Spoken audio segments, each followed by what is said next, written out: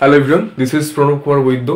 Welcome to all of you to this amazing platform of Alpha Academy YouTube channel. আশা করি তোমরা সবাই ভালো আছো।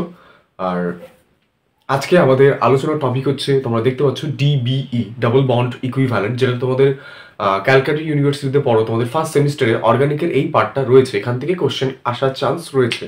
তো কিভাবে আমরা ডিবিই ক্যালকুলেট করব বা কিভাবে আমরা ডিবিইটাকে বের করব এবং সেই স্ট্রাকচারটা জানবো কিভাবে, সেটা আমরা আজকে এই লেকচারে আলোচনা করব। তো চলো ভিডিওটা শুরু করি। আর চ্যানেলে নতুন হয়ে থাকলে অবশ্যই চ্যানেলটা সাবস্ক্রাইব করবে এবং প্রচুর শেয়ার করবে। এছাড়াও তোমরা যারা 2025-এ এইচএস দেবে এবং যারা আগামী বছর ফার্স্ট সেমিস্টারের এক্সাম দেবে, তোমাদের জন্য ইন্ডিভিজুয়ালি অ্যাপে ব্যাচ রয়েছে। কেউ যদি অ্যাড হতে চাও অবশ্যই আমাকে টেক্সট করতে পারো বা মেসেজ করতে পারো। আমার হোয়াটসঅ্যাপ নম্বর এই ভিডিওর মানে ডিসক্রিপশন বক্স সহ কমেন্ট বক্সে পিন করা রয়েছে। তো তোমরা সেখান থেকে আমার সাথে যোগাযোগ করতে পারো। আমি ফ্রিতে তোমাদের সেই অ্যাপের ব্যাচগুলো রয়েছে সেই ব্যাচে অ্যাড করে দেবো। যারা এইচএস দেবে 2025-এ তাদের জন্য আলাদা, এবং যারা ফার্স্ট সেমিস্টারের এক্সাম দেবে তাদের জন্য আলাদা একটা গ্রুপ রয়েছে। সেখানে আমরা বিভিন্ন রকম স্টাডি ম্যাটেরিয়াল বা অন্যান্য বইয়ের পিডিএফ সেগুলো আমরা দিতে থাকি। তো চলো আজকে ভিডিওটা শুরু করি। আর অবশ্যই ভিডিওটা ভালো লাগলে সাবস্ক্রাইব এবং লাইক কমেন্ট শেয়ার প্রচুর করবে। চলো,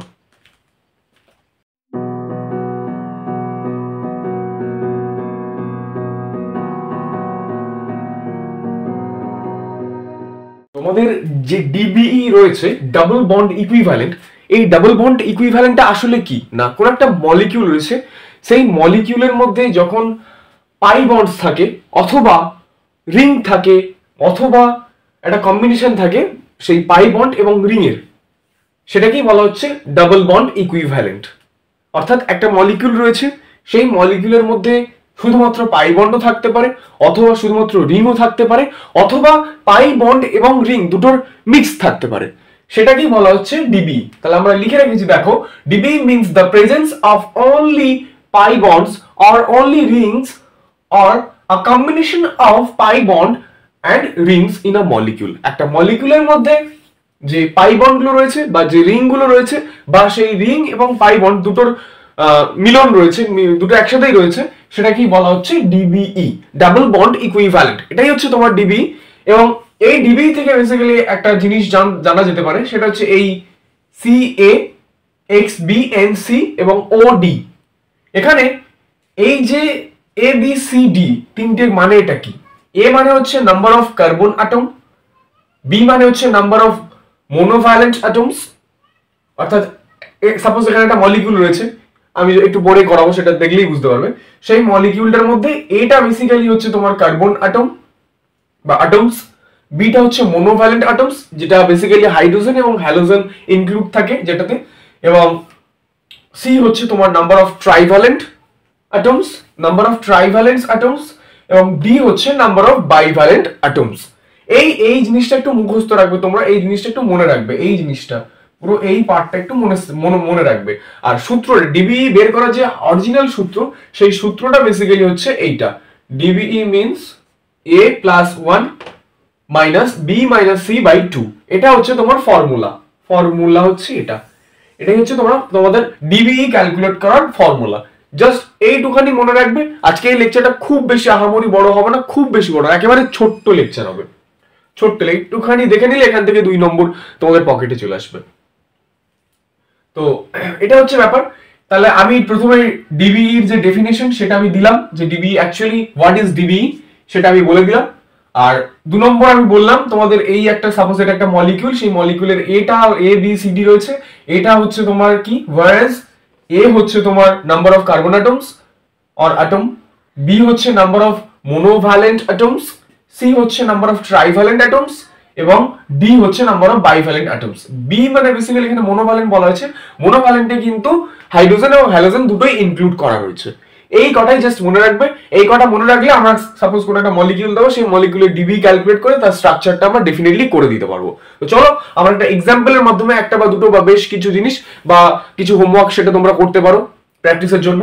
তো সেইটা আমরা দেখবো যে কিভাবে ডিবিটা ক্যালকুলেট করা হচ্ছে। তো চলো শুরু করা যাক একটা এক্সাম্পলের মাধ্যমে। প্রথমেই দেখো, আমি এক্সাম্পল হিসেবে নিয়ে নিয়েছি CON2H4, এটার নাম হচ্ছে ইউরিয়া। তাহলে এর প্রথমে আমরা কি করব না ডিবিই ক্যালকুলেট করব। এর ডিবিই ক্যালকুলেট করব বলতে আমি লিখলাম ডিবিই ক্যালকুলেট করতে গেলে আমরা কি জানি, প্রথমে এই ফর্মুলাটা আমরা ইউজ করব। এটা হচ্ছে ফর্মুলা, তোমরা এখানে ফর্মুলাটা লিখে নিতে পারো যে a + 1 - b - c / 2। এ মানে তোমরা জানো, এ মানে কি জানো না, এ মানে বেসিক্যালি তোমরা জানো যে কার্বন অ্যাটম। কার্বন কতগুলো রয়েছে, একটা কার্বন রয়েছে, একটা কার্বন দিলাম, প্লাস 1 ছিল 1 দিলাম, মাইনাস বি মানে হচ্ছে মোনোভ্যালেন্ট অ্যাটমস, যেখানে হাইড্রোজেন বা যে হ্যালোজেন রয়েছে সেটা আমরা অ্যাড করব। তাহলে হাইড্রোজেন কটা রয়েছে, 4টে হাইড্রোজেন দিলাম, মাইনাস সি বলতে কি বোঝাই আমরা না, সি বলতে আমরা ট্রাইভ্যালেন্ট অ্যাটমস বুঝি। ট্রাইভ্যালেন্ট অ্যাটমস বেসিক্যালি কোনটা না, ট্রাইভ্যালেন্স অ্যাটমস এখানে রয়েছে নাইট্রোজেন, সেই N2টা, তাহলে দুটো রয়েছে নাইট্রোজেন, তাহলে 2 লিখলাম আর বাই 2। তাহলে এটা কত হলো 2 - 1 = 1। তাহলে এখানে আমরা লিখতে পারি that means the molecule contains, that means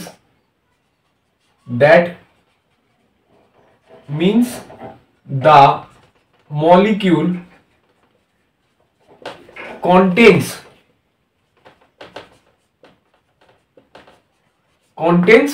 on pi bond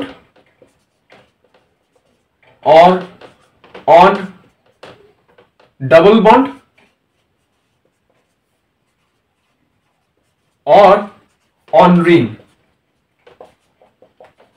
এই স্ট্রাকচারটা বেসিক্যালি এরকম হবে, NH তো হ্যাঁ, তো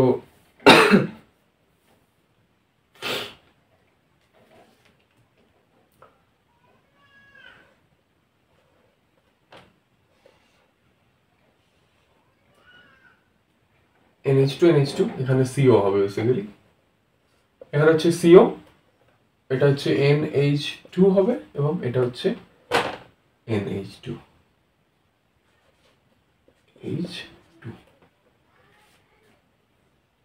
এটাই হচ্ছে,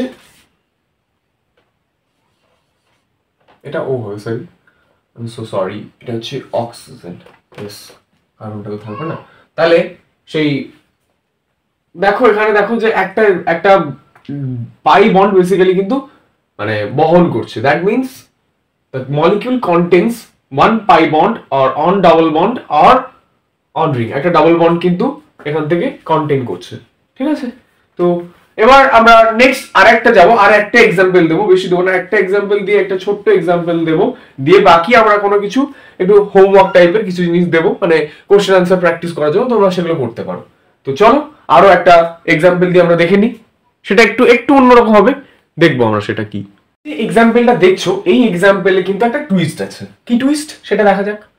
প্রথমে এ মানে আমরা কি জানি না, এটা একটা মলিকিউল দিয়েছে যার ডিবি ক্যালকুলেট করতে দিয়ে আমরা জানি সূত্রটা হচ্ছে a + 1 - b - c / 2।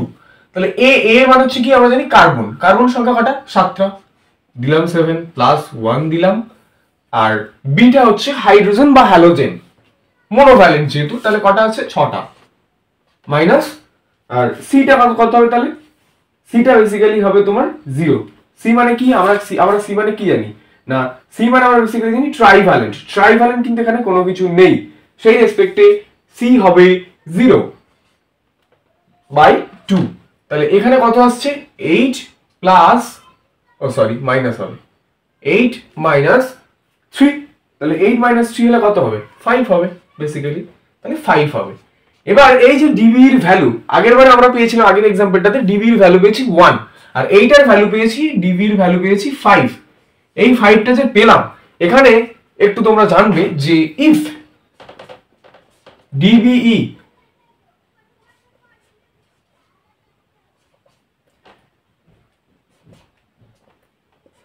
যদি 4-এর থেকে বেশি বড় হয়, এখানে তো 5 আছে, 5 মানে 4-এর থেকে বড়, তাহলে ডিবি যদি 4-এর থেকে বেশি হয়, তাহলে কিন্তু একটা বেনজিন রিং কিন্তু আসবে। এই মলিকিউলের স্ট্রাকচারটা যখন আমরা করব, মলিকিউলের আমরা যখন স্ট্রাকচার করব, সেই স্ট্রাকচারে কিন্তু একটা বেনজিন রিং আসবে, মানে আসে আর কি। তাহলে আমরা এখানে লিখেছি যে ইফ ডিবি > 4 হয়, then the molecule contains then the molecule contains contains one benzene ring.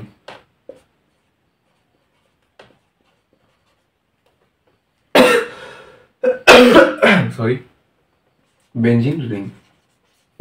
আচ্ছা, তাহলে এই স্ট্রাকচারটা বেসিক্যালি কি হবে না, যে তোমরা দেখছো যে 5 আসছে এবং এখানে তোমরা মলিকিউলটাকে দেখতে পাচ্ছ C7H6O2, তাহলে এই স্ট্রাকচারটা আমরা বলেছি যে যদি 4 এর থেকে বেশি হয় ডিবি এর ভ্যালু, দেন আমরা কি করব, একটা বেনজিন আঁকবো। তাহলে বেনজিনটা প্রথমে আঁকি, বেনজিনটা আঁকলাম, বেনজিন আঁকলাম।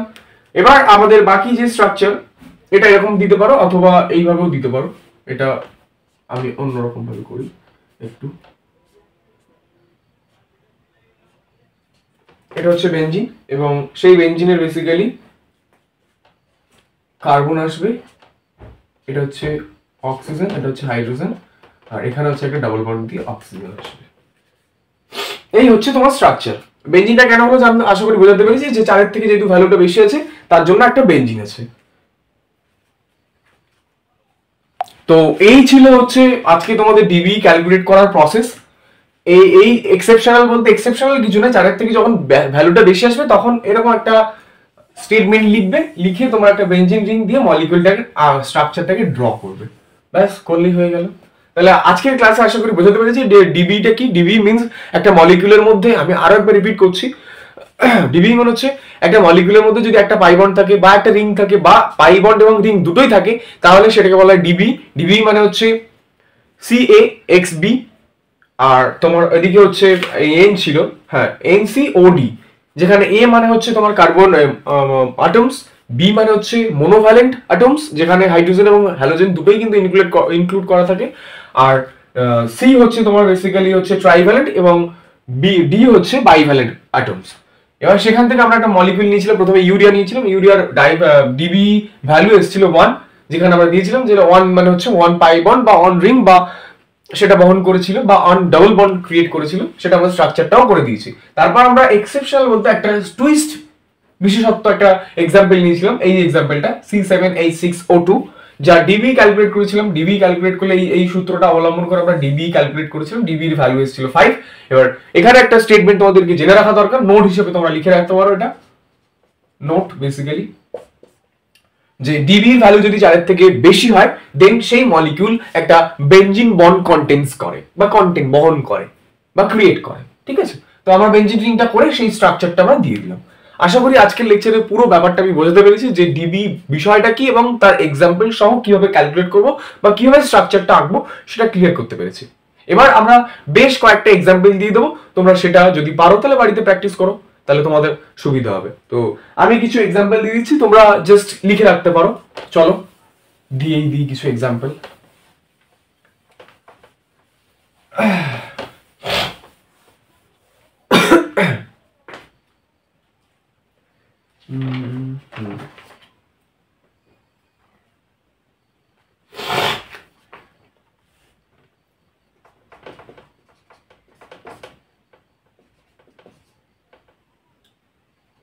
C6H10O just O, ওকে। B হচ্ছে ধরো C8H8O2, C হচ্ছে C3H7N, D হচ্ছে CH4N2S, আর E হচ্ছে বেসিক্যালি তোমার C9H8O2। এই 5টা এক্সাম্পল তোমরা বাড়িতে প্র্যাকটিস করতে পারো, খুব ইম্পর্টেন্ট এবং খুব ইজি, খুব একটা সহজ মানে কঠিন না। সেই ডিবির সূত্রটা A+1 - B - C/2, এই ফর্মুলাটা অ্যাপ্লাই করে কিন্তু তোমরা ডিবি ক্যালকুলেট করতে পারবে এবং তার স্ট্রাকচার অবভিয়াসলি মানে আঁকতে পারবে। তো এইগুলো তোমরা বাড়িতে প্র্যাকটিস করো, আর যদি মনে করো যে আমাকে দেখাবে দেন তোমরা এই ভিডিওর ডেসক্রিপশন বক্স সহ কমেন্ট বক্সে কিন্তু কন্ট্যাক্ট নম্বর দেওয়া রয়েছে, সেখানে তোমরা হোয়াটসঅ্যাপে পাঠাতে পারো বা মেল দিলে সেই মেলে তোমরা পাঠাতে পারো। ঠিক আছে, তো আশা করি ভিডিওটা ভালো লেগেছে, আর ভালো লাগলে অবশ্যই লাইক কমেন্ট শেয়ার এবং প্রচুর প্রচুর প্রচুর বন্ধু বান্ধবদের কাছে শেয়ার করো এবং সাবস্ক্রাইবটা অবশ্যই করো, বিকজ তোমরা জানো। তো দেখা হচ্ছে খুব তাড়াতাড়ি আবার নতুন একটা ভিডিও নিয়ে। চলো, সবাই ভালো থেকো, টাটা।